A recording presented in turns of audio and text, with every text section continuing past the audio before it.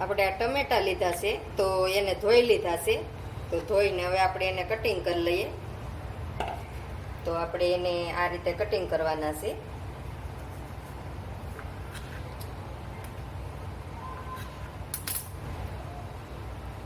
આ ભાગ કાઢી લેવાનો છે આપણે. આ રીતે કટિંગ કરી લઈએ મોટા મોટા ભાગમાં. આપણે બહુ નાના નથી કરવાના. તો આ રીતે બધા કટિંગ કરી લેવાના છે. બધા ટમેટા આપણે કટિંગ થઈ ગયા છે. તો હવે આપણે આમાં ભરી લઈએ.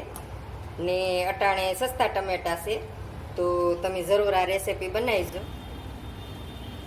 પાણી આપણે પહેલાં મૂકી દીધું હતું ગરમ થવા, એટલે ગરમ થઈ ગયું છે. તો આપણે આ કટિંગ કરેલા ટમેટા છે એ એમાં નાખી દઈએ. હવે આપણે એને ઢાંકી ને બફાવા દઈએ. ટમેટા બફાઈ ગયા છે આપણે.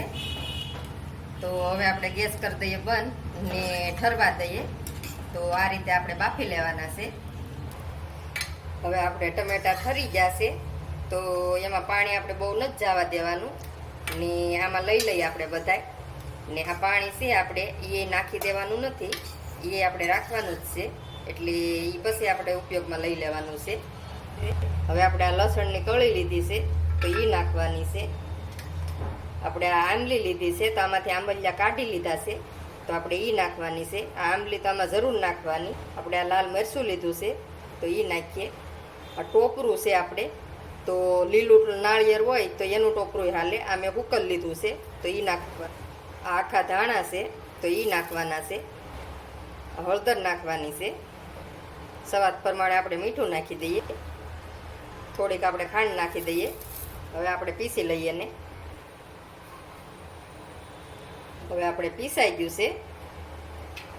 તો જોવો તમે બહુ મસ્ત પીસાઈ ગયું છે.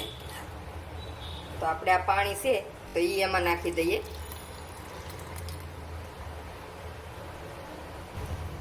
તો હવે આપણે આ બાઉલમાં કાઢી લઈએ. જોવો આપણે બહુ મસ્ત કલર આવ્યો છે ને બહુ સરસ જોવો બની ગયો છે. તો હવે એનો આપણે વઘાર કરી લઈએ. હવે તેલ આવી ગયું છે આપણે, તો આપણે રાઈ નાખી દઈએ. રાઈથી જ વઘાર કરવાનો છે આપણે, રાઈથી ને હિંગથી. તો આ હિંગ નાખી દઈએ. હવે આપણે આ રસો છે એ નાખી દઈએ.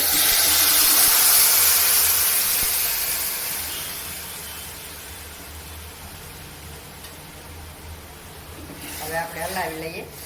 તો તમારે આસો રાખવો હોય, જાડો રાખવો હોય, જે રીતે રાખવો હોય એ રીતે રાખવાનો. આમાં તમારે આસો કરવો હોય તો તમે પાણી નાખી શકો, ને જાડો રાખવો હોય તો પાણી ઓછું નાખવાનું. તો આપણે વઘાર થઈ ગયો છે. ને મારા વિડીયા ગમતા હોય તમને તો લાઈક કરજો, શેર કરજો. નવા હોય ચેનલ ઉપર તો સબસ્ક્રાઈબ કરી. તો હવે આને આપણે પાકવા દઈએ થોડીક વાર. હવે આપણે ભાત લીધો છે તો ભાતને હારે આપણે આ રગડો બનાવ્યો છે તો એ આપણે પીરસી લઈએ. તો જોવો તમે બહુ સરસ બન્યો છે ને દેખાવમાં બહુ સરસ લાગે છે. આ રીતે તમે બનાવો. અટાણે ટમેટા સસ્તા છે તો અત્યારે બનાવો, બહુ મસ્ત લાગે છે.